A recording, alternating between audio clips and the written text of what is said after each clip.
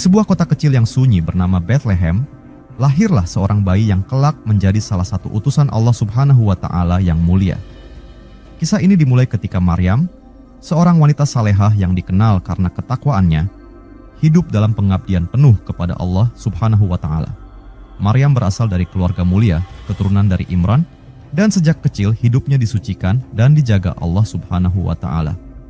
Suatu hari, ketika Maryam sedang berada sendirian, malaikat Jibril datang kepadanya dalam bentuk manusia. Maryam terkejut dan merasa takut. Namun, Jibril menenangkannya dan menyampaikan kabar dari Allah Subhanahu wa Ta'ala. Ia berkata bahwa Maryam akan melahirkan seorang anak laki-laki yang akan menjadi nabi dan pembawa petunjuk bagi kaumnya.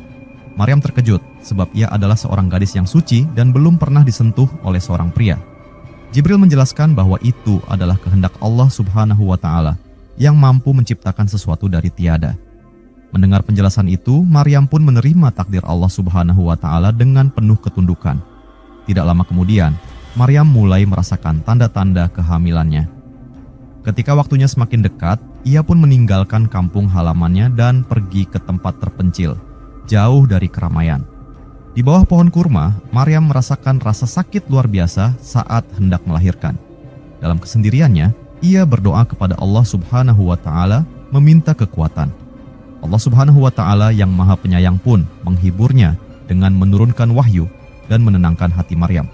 Allah Subhanahu wa Ta'ala juga memerintahkan Maryam menggoyangkan batang pohon kurma, dan seketika itu juga buah kurma segar berjatuhan sebagai makanan untuk menguatkannya. Di dekatnya, air jernih mengalir sebagai minuman yang menyegarkan. Tak lama setelah itu, lahirlah bayi laki-laki yang diberi nama Isa. Maryam menggendongnya dengan penuh kasih sayang dan membawanya kembali ke kaumnya. Namun, setibanya di kampung, orang-orang mulai mencela Maryam dan mempertanyakan bagaimana ia bisa memiliki anak tanpa suami. Dengan penuh keyakinan, Maryam hanya menunjuk kepada bayinya, Isa. Saat itu, dengan izin Allah Subhanahu wa Ta'ala, bayi kecil Isa berbicara kepada orang-orang yang hadir di sana. Ia berkata, "Sesungguhnya aku hamba Allah Subhanahu wa Ta'ala. Dia memberiku kitab dan menjadikanku seorang nabi." Kata-kata Isa yang ajaib itu membuat orang-orang terdiam dan tertegun. Allah Subhanahu wa Ta'ala telah mengirimkan bukti kehadiran seorang nabi baru di tengah mereka.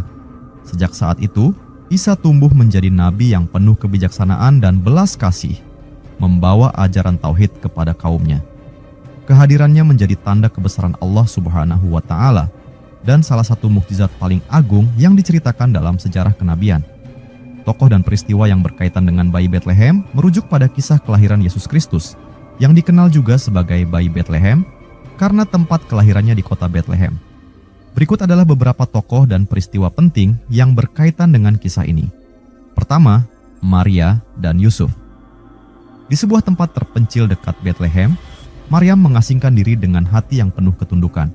Allah Subhanahu wa Ta'ala telah memilihnya menjadi wanita yang suci yang akan melahirkan seorang nabi tanpa campur tangan seorang pria. Maryam adalah seorang wanita yang taat dan kehidupannya sepenuhnya diserahkan kepada Allah Subhanahu wa Ta'ala. Suatu hari, saat Maryam berada di tempatnya yang sunyi, datanglah sosok seorang pria tampan yang sesungguhnya adalah malaikat Jibril yang diutus Allah Subhanahu wa Ta'ala. Maryam terkejut dan mundur selangkah, merasa takut pada sosok asing tersebut. "Sesungguhnya aku berlindung kepada Allah Subhanahu wa Ta'ala yang Maha Pemurah darimu jika engkau bertakwa," kata Maryam, mengangkat tangannya dengan khidmat sebagai tanda perlindungan. Jibril tersenyum dan berkata dengan lembut, "Aku ini hanyalah utusan Tuhanmu untuk menyampaikan kepadamu anugerah seorang anak laki-laki yang suci." Maryam menatapnya, kebingungan. "Bagaimana mungkin aku akan mempunyai seorang anak laki-laki, padahal aku belum pernah disentuh oleh seorang lelaki, dan aku bukanlah wanita yang tak terjaga?" Malaikat Jibril menenangkannya. "Demikianlah," ujarnya, "Tuhanmu berfirman, itu mudah bagiku. Kami akan menjadikannya sebagai tanda bagi manusia dan sebagai rahmat dari kami, dan itu adalah suatu ketetapan yang sudah ditentukan." Maryam hanya bisa menundukkan kepalanya dalam ketundukan dan kebingungan. Ia tahu bahwa ini adalah kehendak Allah Subhanahu wa Ta'ala dan ia pasrah. Waktu berlalu dan ketika saatnya semakin dekat, Maryam merasakan tanda-tanda kelahiran. Ia meninggalkan tempatnya dan mencari tempat yang tenang di bawah pohon kurma. merasakan sakit luar biasa yang belum pernah ia alami sebelumnya.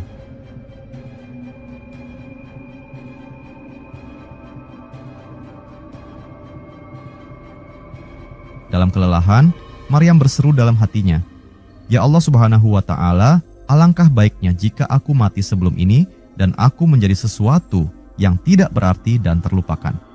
Namun, suara lembut terdengar dari bawahnya. Suara itu berkata, "Janganlah kamu bersedih hati, Tuhanmu telah menjadikan anak sungai mengalir di bawahmu."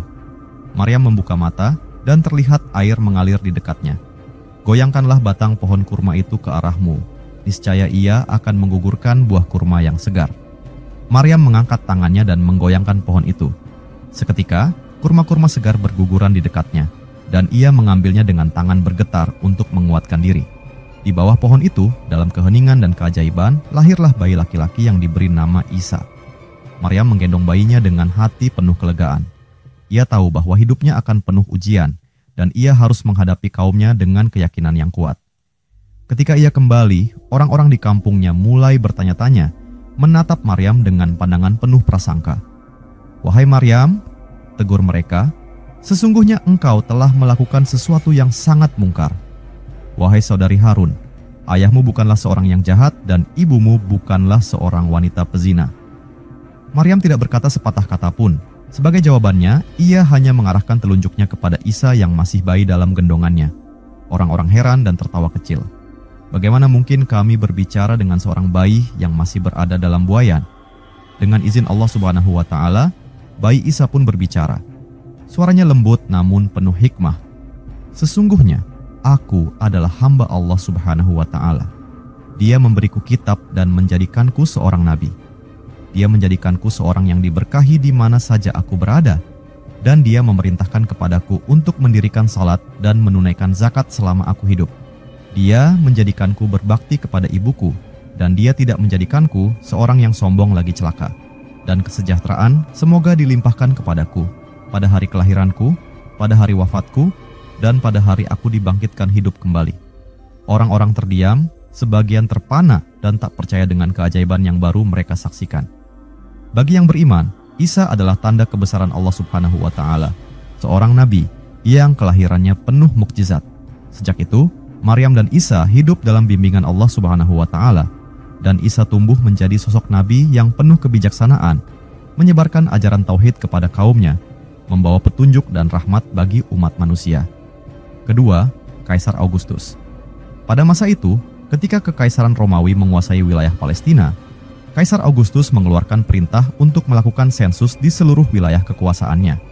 Sensus ini adalah cara Augustus untuk memastikan bahwa seluruh penduduk terdaftar dan membayar pajak sesuai dengan hukum kekaisaran.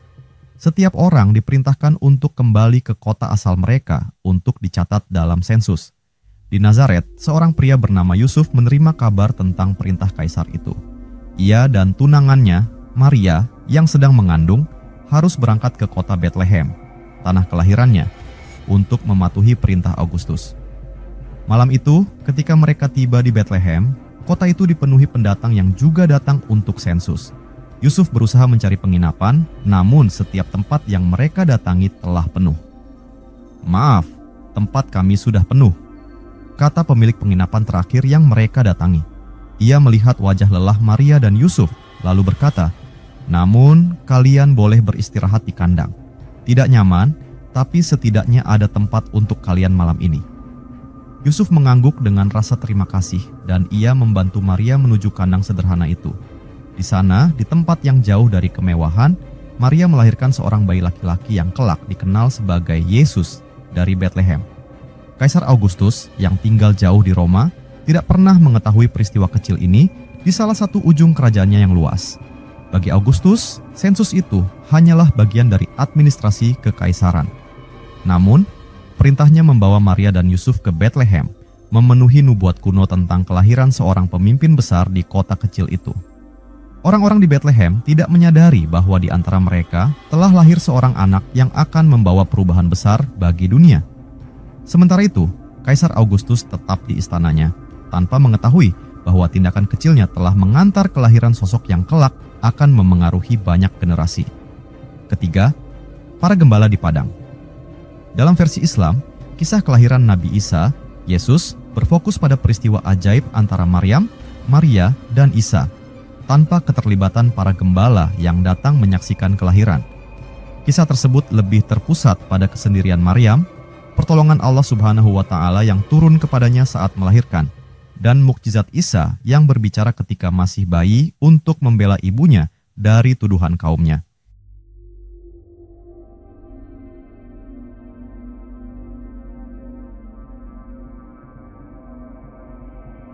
Berikut adalah versi Islam tentang kelahiran Nabi Isa yang memegang teguh konteks tersebut.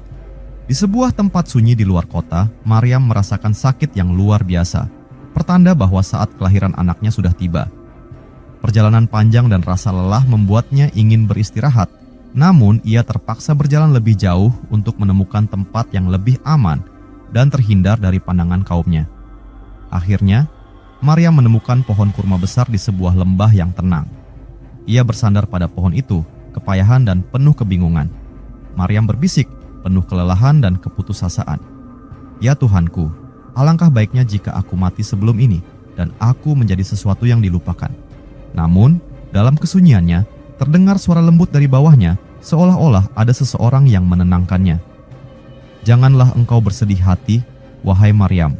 Tuhanmu telah menjadikan anak sungai mengalir di bawahmu." Maryam membuka matanya dan melihat aliran air yang jernih di dekatnya.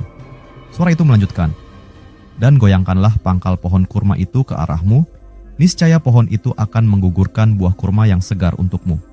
Maryam, meski dalam keadaan lemah, mengangkat tangannya dan menggoyangkan batang pohon kurma itu, dan buah-buah kurma segar berjatuhan.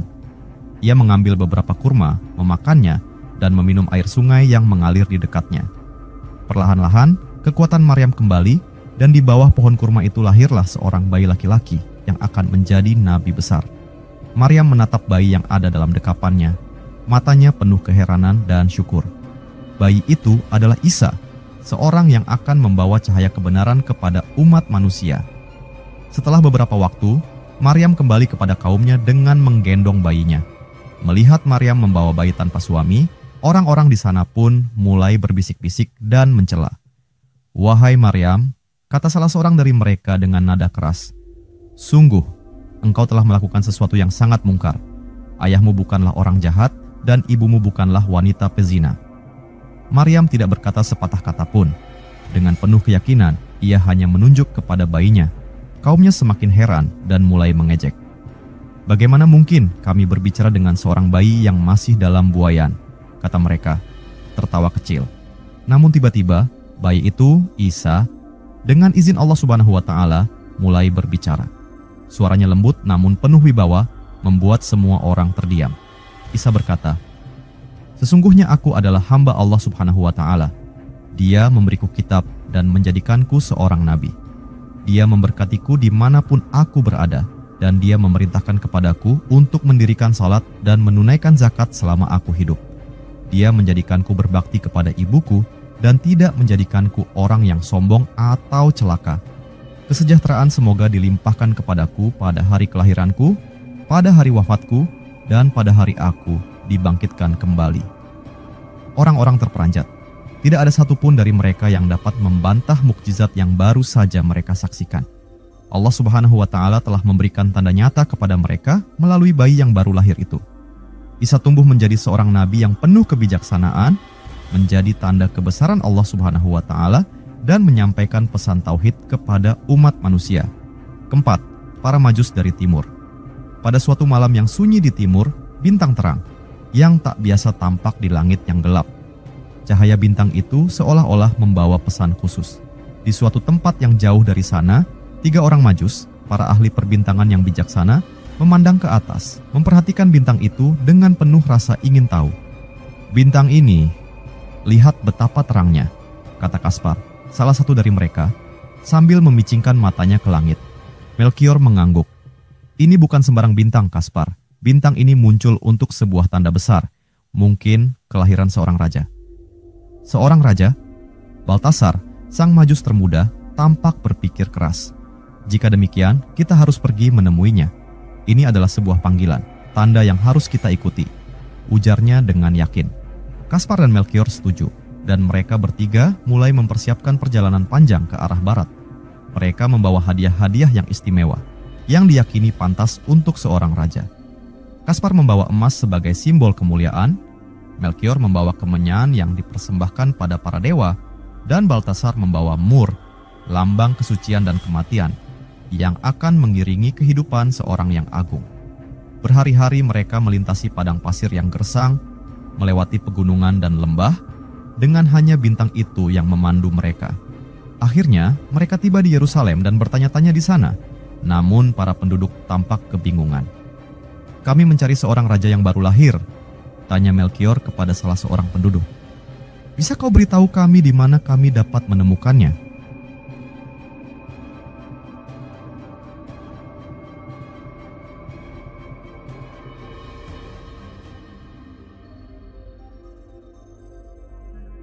Penduduk itu menggeleng. "Aku tidak tahu soal raja baru di sini, tapi mungkin Raja Herodes tahu," katanya sambil menunjuk ke arah istana. Maka para Majus pun pergi ke istana dan menghadap Raja Herodes. Sang raja mendengarkan mereka dengan penuh minat. Namun di dalam hatinya, dia merasa terancam oleh gagasan adanya raja baru yang bisa menyaingi tahtanya. Herodes berkata kepada mereka, "Pergilah dan cari anak itu dengan cermat. Jika kalian menemukannya, kembalilah dan beritahu aku, agar aku juga bisa menyembahnya." Namun, di balik kata-kata manis itu, Herodes memiliki niat jahat terhadap sang bayi. Para Majus melanjutkan perjalanan mereka. Setelah meninggalkan Yerusalem, bintang itu kembali memandu mereka. Kali ini semakin terang dan lebih jelas dari sebelumnya. Mereka tiba di sebuah tempat sederhana di kota kecil Bethlehem. Di sana, dalam kesederhanaan dan ketenangan, mereka menemukan seorang bayi dalam pelukan ibunya, Maria, ditemani oleh Yusuf, ayah angkatnya. Baltasar berlutut di depan sang bayi dan berkata, "Akhirnya kami bertemu dengan raja yang kami cari. Kami datang untuk memberikan penghormatan kami." Dengan hati yang penuh sukacita, Kaspar mempersembahkan emasnya. "Terimalah emas ini, lambang kemuliaan seorang raja," ucapnya. Kemudian Melkior mempersembahkan kemenyan sambil berkata, "Ini adalah kemenyan untuk memuliakan yang ilahi dalam dirimu." Akhirnya Baltasar meletakkan mur di hadapan bayi itu dan berbisik, "Ini adalah mur, hadiah yang melambangkan kesucianmu, meski di tengah penderitaan yang akan datang."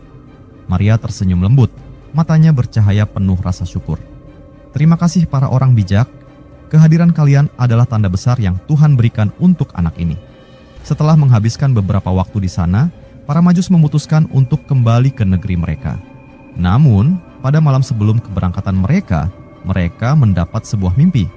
Dalam mimpi itu, mereka diperingatkan untuk tidak kembali kepada Herodes, sebab niat jahatnya akan mengancam bayi itu. Maka, mereka pulang ke tanah mereka melalui jalan lain, menjaga rahasia tentang keberadaan sang bayi. Para Majus itu telah kembali ke timur, tetapi kisah tentang bayi di Bethlehem terus tersebar.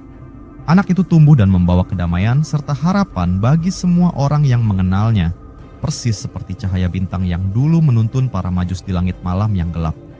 Demikianlah kisah para Majus dari timur dan bayi kecil di Bethlehem yang telah mereka temui. Sebuah pertemuan yang tak hanya bersejarah, tetapi juga penuh makna yang terus hidup hingga kini.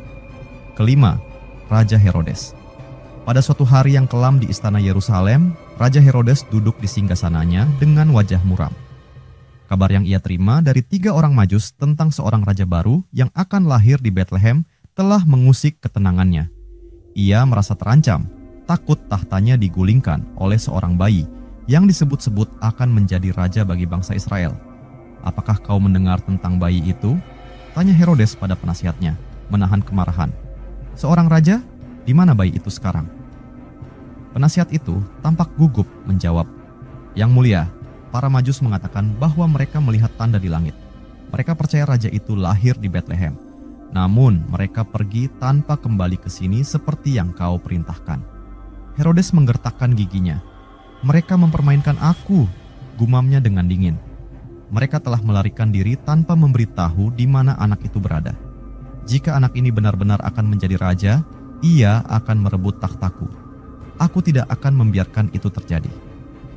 Lalu, dengan nada penuh keputusan, Herodes memberi perintah kepada para prajuritnya, Ia memutuskan bahwa semua bayi laki-laki berusia 2 tahun ke bawah di Bethlehem dan sekitarnya harus dibunuh, dengan harapan bayi yang disebut-sebut sebagai raja itu termasuk di antara mereka. Herodes memanggil kepala pasukannya. "Pergi ke Bethlehem," katanya dingin. "Hapuskan semua bayi laki-laki. Aku tidak ingin satu pun dari mereka tersisa." Kepala pasukan tampak ragu sejenak, tapi ia tahu bahwa menolak perintah ini berarti mengkhianati raja. Ia menunduk, menerima tugas berat itu tanpa kata. "Baik, Yang Mulia, semua akan dilakukan sesuai perintahmu." Hari pun berlalu dan para prajurit Herodes menuju Bethlehem. Kota kecil itu yang tadinya tenang, berubah menjadi tempat tangisan dan penderitaan. Para ibu meratap kehilangan anak-anak mereka yang tak bersalah, sementara para prajurit melakukan tugas mereka tanpa ampun. Di sebuah rumah sederhana di Bethlehem, seorang ibu menangis sambil merangkul bayinya yang telah pergi. "Mengapa harus mereka?" katanya terisak. "Apa yang mereka lakukan sehingga layak dihukum seperti ini?" Seorang tetangga mendekatinya, mengusap air mata sambil menghela napas panjang. "Ini adalah perintah Raja Herodes," katanya. "Ia takut ada raja baru yang akan menggulingkannya," ujarnya lirih.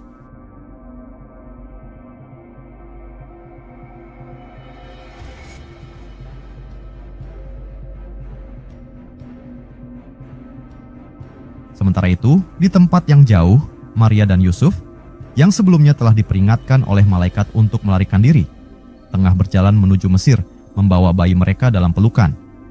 Mereka berjalan dalam keheningan, tahu bahwa anak mereka sedang dalam bahaya besar. Yusuf menatap Maria dengan cemas. "Kita harus terus berjalan tanpa berhenti. Herodes tidak akan menyerah begitu saja." Maria memeluk bayinya lebih erat dan berbisik, "Tuhan bersama kita. Anak ini punya tujuan besar yang telah ditetapkan. Kita akan melindunginya dengan segala cara." Ketika mereka telah berada jauh dari Bethlehem, kabar mengenai kekejaman Herodes sampai kepada mereka.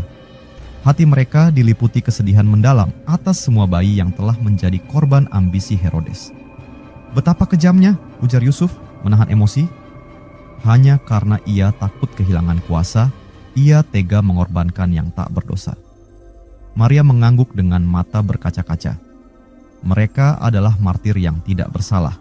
Namun Tuhan melihat segalanya. Herodes tidak akan lolos dari hukumannya. Bertahun-tahun kemudian, Herodes sendiri jatuh sakit dengan derita yang luar biasa yang tak bisa diobati oleh tabib manapun. Ia menderita hingga akhir hidupnya dengan takhta yang diwariskan kepada penerusnya, namun dengan ketakutan akan ancaman yang terus menghantuinya hingga ajal. Kisah tentang kekejaman Raja Herodes dan pengorbanan bayi-bayi Bethlehem itu terus hidup dalam ingatan bangsa Israel. Bagi mereka, itu bukan hanya kisah duka, melainkan juga pengingat tentang ketamakan seorang raja yang tak mengenal batas dan cinta seorang ibu yang melindungi anaknya dari bahaya besar. Kisah ini membentuk inti perayaan Natal bagi umat Kristen di seluruh dunia sebagai simbol kedatangan Yesus sebagai juru selamat. Kisah tentang bayi-bayi Bethlehem yang menjadi korban ketamakan Raja Herodes mengandung pelajaran berharga bagi semua orang, termasuk kaum Muslim. Dalam Islam, peristiwa ini dapat diambil sebagai peringatan tentang bahayanya kekuasaan yang disalahgunakan dan keutamaan menegakkan keadilan serta kasih sayang. Bayi-bayi yang tak berdosa itu menjadi simbol pengorbanan akibat kebencian dan ketakutan yang berakar pada ambisi kekuasaan. Dari peristiwa ini, terdapat beberapa nilai yang dapat dijadikan pelajaran hidup. 1. Keadilan dalam memimpin. Kisah bayi-bayi Bethlehem mengingatkan kaum Muslim bahwa seorang pemimpin harus bertindak dengan adil dan penuh belas kasih. Nabi Muhammad pernah bersabda, "Setiap kamu adalah pemimpin, dan setiap pemimpin akan dimintai pertanggungjawaban atas apa yang dipimpinnya." Ketika seorang pemimpin, seperti Raja Herodes, menggunakan kekuasaannya untuk menindas orang yang tak bersalah demi menjaga tahtanya, ia telah melanggar prinsip keadilan dan rahmat yang Allah Subhanahu wa Ta'ala ajarkan. 2. Menjaga jiwa yang tak berdosa. Islam mengajarkan bahwa nyawa adalah amanah yang harus dijaga dengan baik. Allah Subhanahu wa Ta'ala berfirman dalam Al-Quran, "Barang siapa membunuh seorang manusia, maka seakan-akan ia telah membunuh manusia seluruhnya." QS Al-Maidah 32. Bayi-bayi Bethlehem yang kehilangan nyawa mereka adalah pengingat tentang pentingnya melindungi jiwa, terutama mereka yang tak berdosa. Setiap manusia, terutama kaum muslim, diingatkan untuk menjaga kehidupan dengan penuh kasih sayang dan kehormatan, serta tidak melukai orang lain demi kepentingan pribadi. 3. Menghindari ambisi yang merusak. Kisah ini juga memperingatkan agar manusia berhati-hati terhadap ambisi yang dapat membutakan hati nurani. Dalam Islam, ketamakan adalah hal yang dibenci. Keinginan Raja Herodes untuk mempertahankan kekuasaan tanpa peduli akan dampaknya bagi orang lain adalah contoh dari ambisi yang membawa pada kehancuran dan dosa besar. Kaum muslim diingatkan untuk selalu memeriksa niat mereka, menjaga agar tidak terdorong oleh nafsu semata, dan menjauh dari keserakahan yang merugikan. 4. Menghadapi kesulitan dengan tawakal. Maria dan Yusuf menunjukkan kesabaran dan tawakal, berserah diri kepada Allah Subhanahu wa Ta'ala ketika mereka harus melarikan diri ke Mesir demi melindungi anak mereka dari ancaman Herodes. Dalam kehidupan sehari-hari, kaum muslim pun diajarkan untuk bersabar dan berserah diri kepada Allah Subhanahu wa Ta'ala ketika menghadapi ujian, serta selalu percaya bahwa Allah Subhanahu wa Ta'ala akan memberikan jalan keluar. Kisah ini mengajarkan untuk selalu bergantung pada Allah Subhanahu wa Ta'ala dalam situasi sulit, sebagaimana Allah Subhanahu wa Ta'ala telah memberi perlindungan pada bayi yang kelak membawa kedamaian bagi banyak orang. Dengan mengambil pelajaran dari peristiwa ini, kaum muslim diingatkan untuk menegakkan keadilan, menjauhi ambisi yang tak terkendali, melindungi jiwa-jiwa yang tak berdosa, dan bersandar pada Allah Subhanahu wa Ta'ala dalam menghadapi setiap cobaan. Semoga dari kisah ini, kita semua dapat semakin memahami pentingnya hidup dalam nilai-nilai keadilan, kasih sayang, dan tawakal yang diajarkan dalam Islam.